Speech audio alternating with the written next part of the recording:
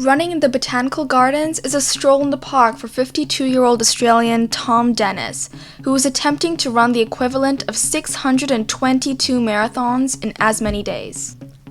Crossing 5 continents and 18 countries, Tom has encountered rattlesnakes, crawled through snow, and suffered extreme heat while running 50 kilometers a day. Tom's wife, Carmel Dennis, has been documenting his journey since he started on December 31st, 2011, and it's thanks to her that Tom has not thought about giving up a single time. For much of the time there was no shade, so one day it was 58 Celsius and another day it was 60 degrees Celsius.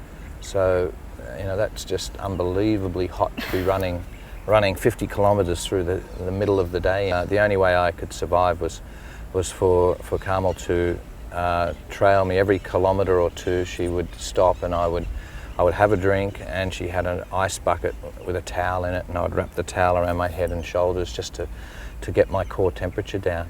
And any memorable encounters or challenges? Running over the Andes, I got to about 4,000 metres in altitude over a pass and found the road was blocked by snow, and I tried to crawl around it, but it was too steep and I almost slipped down and fell, I don't know, it would have been thousands of feet. And luckily I managed to crawl back and find another way around. That was touch and go. That one, in that instance I could have been killed. You would think that nearly falling off a cliff would have stopped Tom, but it hasn't. I did almost tread on a rattlesnake one time. I didn't see it and it was just in front of me. I only missed it by about a metre, and his head was up and ready to strike. So that was scary also. Tom and Carmel also experienced danger of the decidedly human kind. Carmel was held at gunpoint twice during their time in Kentucky and Virginia. My wife, who was acting as my support crew, had a gun pointed at her. So on 2 occasions within about a week of each other. That was pretty dramatic and very scary for her. The worst case was when Carmel wanted to turn around, so she just pulled in the nose of the car into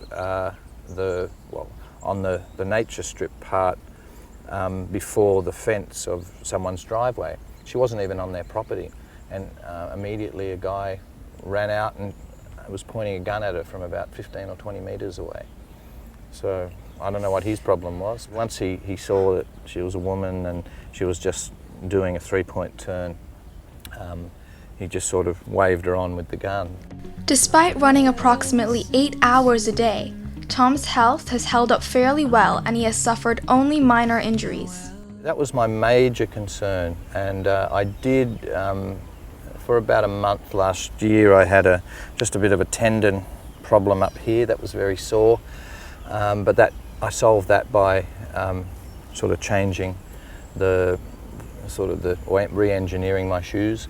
And just about a month ago I also had the problem just on my right heel, but same thing, I managed to alter things a little bit, and that's now completely gone away. So I'm absolutely injury-free going into Australia, so hopefully I'll be that way at the end. Running in extreme weather conditions has also not deterred Tom from pushing past his initial target of 42 kilometers per day to 50 kilometers per day.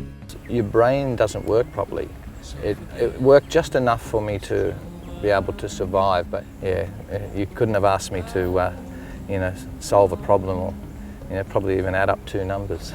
Tom has finished 81% of his 26,232 kilometer run and will likely arrive home in Sydney on September 13th, 2013. So what's next after this run? In terms of an athletic challenge, it's pretty hard to beat, so I'll just have to wait and see. Maybe I'll climb Mount Everest or something like that. Besides satisfying his love for adventure in the outdoors, Tom is also running around the world for charity. Tom has raised more than 22,000 Australian dollars out of a targeted $100,000. To donate, log on to www.tomsnextstep.com.